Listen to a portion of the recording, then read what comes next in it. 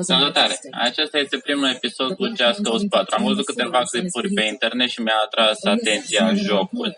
Voi da un pic sunetul mai încet la joc ca să mă auziți și pe mine.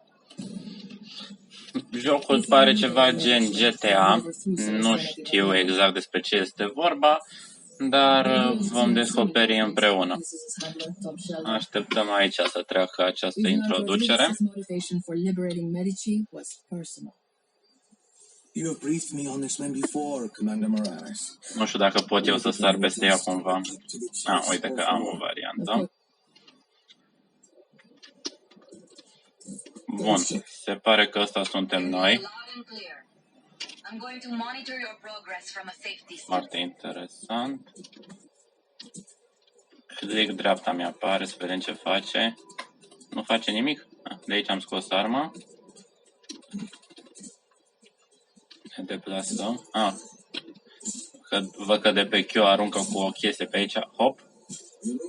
Asta a fost făcută cu click dreapta, dacă vreți și voi să încercați. Bun, acum încotro. Ia să vedem, reușim. Avem parașută.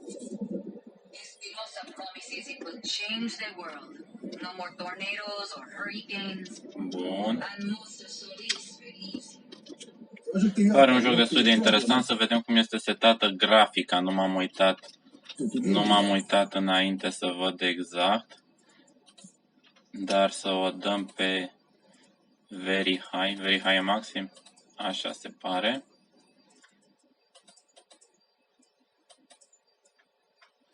Bun. Salvăm și continuăm. Așa, bun. Avem dușman pe aici. Cred că l-am accidentat puțin. We've come face to face before. Și acum nu mai avem. Iar ne trimite în altă parte. Bun. Foarte interesantă ideea asta cu lasoul. Trebuie să ne urcăm acolo sus. Uite aici.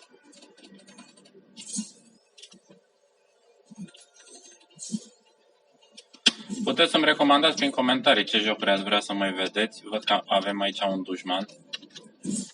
Nu știu cum ar trebui să ne ascundem, așa că îi vom omorî direct.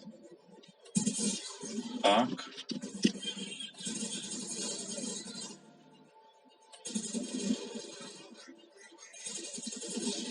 Aoleu, a murit? N-a murit. Destul de rezistent personajul nostru. Mai sunt.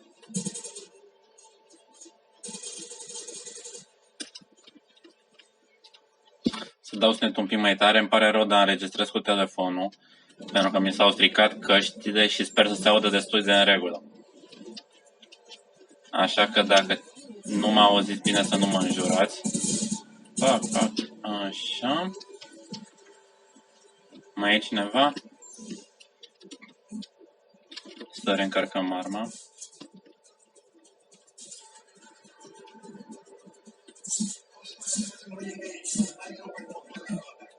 De ce nu o ia? Gata, o dă.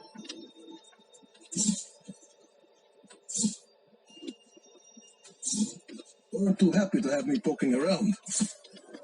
The Black Hand are highly trained mercs, and they're wholly owned by Espinosa. His own private army. Pretty good one, too. Așa, și ce trebuie să facem? Nu-mi dau seama exact. Oare trebuie să împușcăm cauciucurile astea? Bun.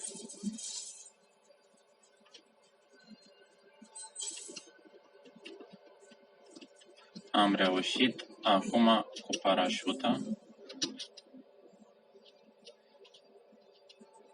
Hop, ne ducem în jos. Wow, super. Trebuie să coborăm aici. Probabil trebuie să hackuim și aici ceva. Cum se stinge? Așa, gata, am închis și parașuta. Așa, bun. Și aici. Nu cred că trebuia să ajungem aici, cred că... trebuie să ajungem aici. Wow.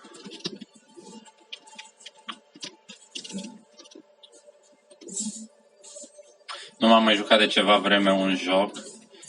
Ultimul calculator de gaming l-am avut prin 2014. Între timp a cam cedat săracul și acum i-am făcut altul. Dacă sunteți interesați ce configurație am pe calculator, îmi puteți scrie în comentarii și vă spun cu mare drag.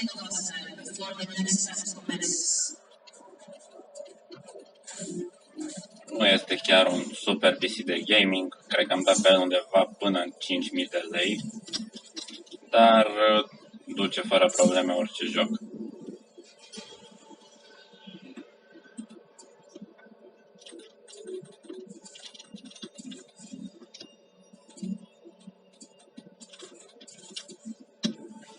Project Iapa.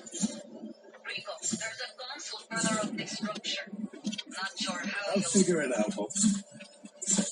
Mă descurc cu lasul ăsta.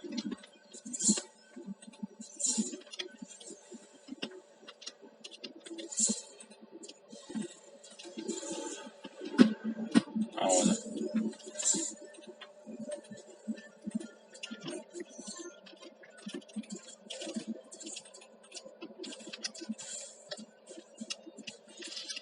Da, pare că m-am podmolit tot sărăm.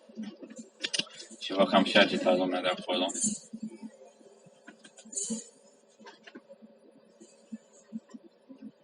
Un cercetător, uite și dușmanii.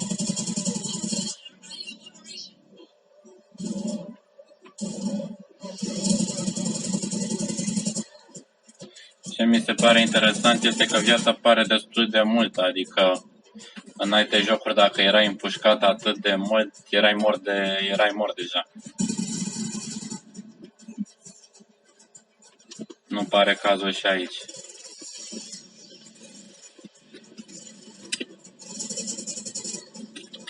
Văd că pot să iau și mai.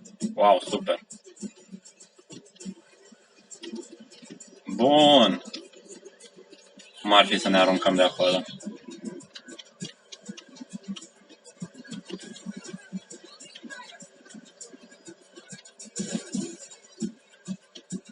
Cam aia. Putem trage din mașină.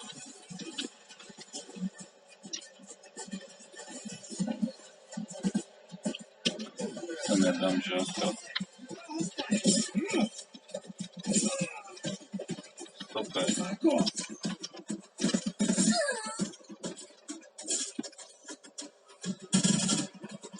Mai e vreunul? Hai, veniți în pa. Bum, bum, bum, bum, bum, bum, bum. Cred că ăștia au fost toți. Cel puțin așa zic eu. Pare că nu ne-a mai împușcat nimeni. Pe ăștia nu cred că trebuie să-i omor, par destul de nevinovați. Și până la urmă noi suntem personajul bun.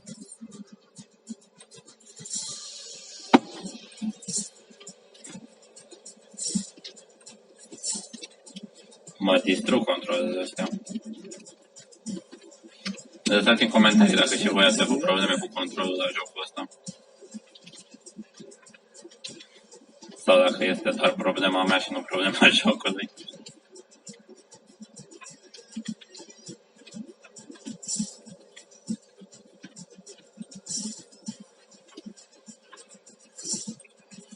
Da, efectiv, când ajung într-o situație din asta,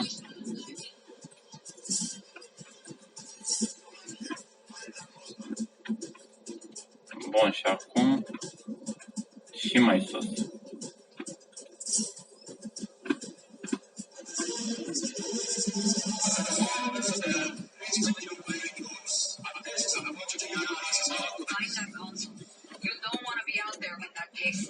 Da, ce-mi place la joc este că am intrat destul de direct în pâine, adică nu a stat cu introduceri, cu din astea, direct, pac, împușcături, adică oricum cred că are și un gameplay destul de scurt, mă aștept la undeva 11-12 ore de gameplay. Hopa, și aici avem de împușcat.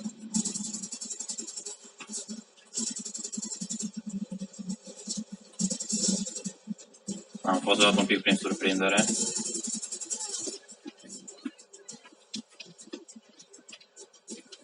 Nu-i văd, dar știu că există pe undeva pe aici. Mamă, ce armă are ăla!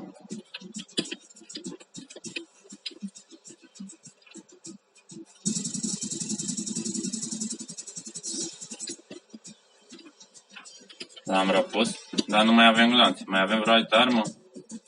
Nici altă armă nu mai avem. Ce ne facem? Uite aici glanțe.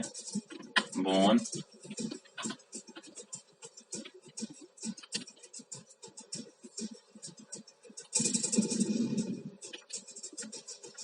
Glanțe pe care pare că le risipesc.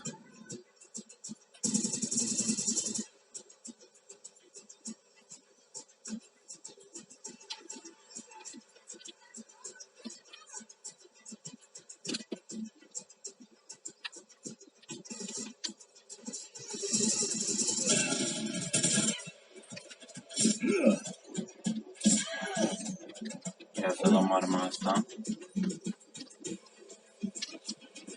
Cum o fi?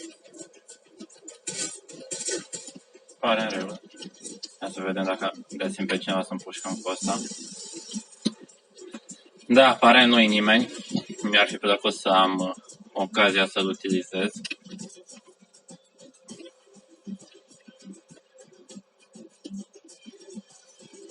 Aoleu, de unde trage, de unde trage, de unde trage?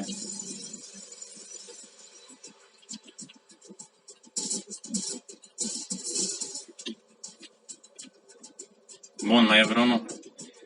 Hai să ne urcăm noi sus. Poate acum avem ocazia să folosim și arma asta. Nimic? Se văd unii în spate, dar nu sunt pe lângă noi.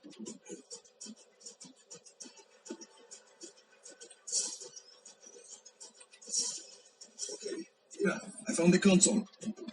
Touch me in, and I'll locate Espinosa for you. You're in, Mira. Please don't. Stay close to that console, or I'll lose my connection. Acum trebuie să-i împușcăm pe ăștia până...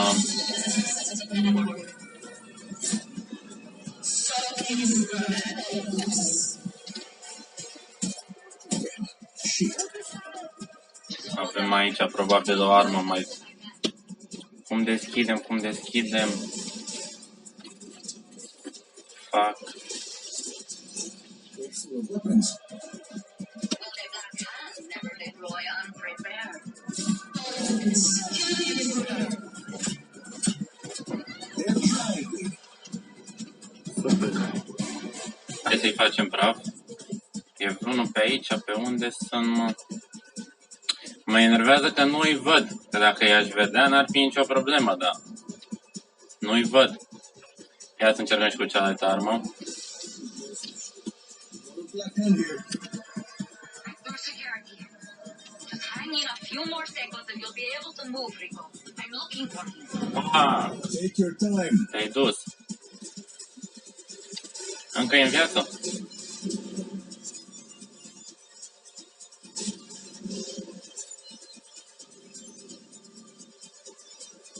Mai e vreunul? Apare, nu mai trage nimeni. Bun. Iar începură să tragă. Bun. It's unlikely he has survived this long. Pare că am terminat misiunea asta cu brio. Să vedem acum ce zice domnul ăsta. Domnul Espinosa. Shall we?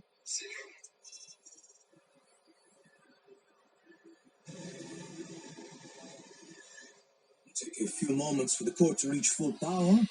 Grafica e destul de decentă, dar nu pot să spun că mă dă pe spate. Adică sunt jocuri cu grafică mult mai bună. Actively Yappa's defenses. Engage all artillery. Dar este oricum destul de decentă. Ia uite cum zboară al nostru printre împușcături. Is that who I think it was? See? Că unul vorbește în engleză, altul vorbește în spaniolă.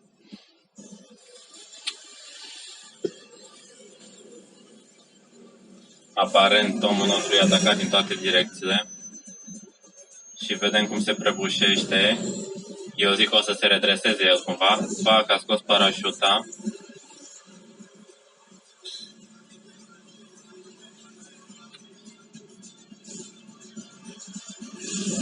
Da, deci practic ce am făcut noi până acum a fost doar un fel de introducere. Adevărata distracție abia acum începe.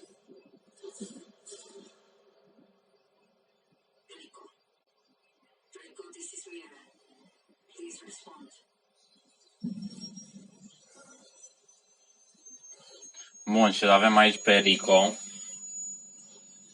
care a aterizat într-un stătuc.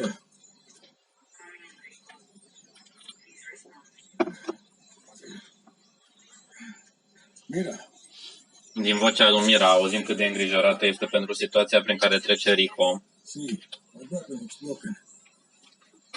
Sounds like gangster. Parachute. Maybe a few ribs.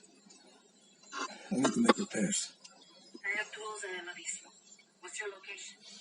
Zona asta mi-aduce un pic așa aminte de Far Cry 3. Sunt conștient că jocul nu prea are așa o mare legătură, dar zona asta cu multă vegetație, cam acolo mă duce pe mine cu I'll gândul. see you soon.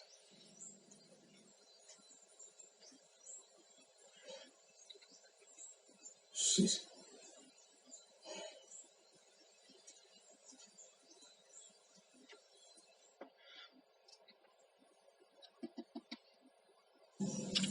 Bun. Cred că ne vom opri aici cu primul episod It's like missing a limb. și vom continua în următorul. Văd aici niște animăluțe. Încerc să-mi dau seama ce sunt, dar par un fel de cai cu bot de papagal. O să vedem în episodul următor exact cum stau lucrurile în joc. Pare destul de interesant. There's more. Și cam atât. O zi bună. La revedere!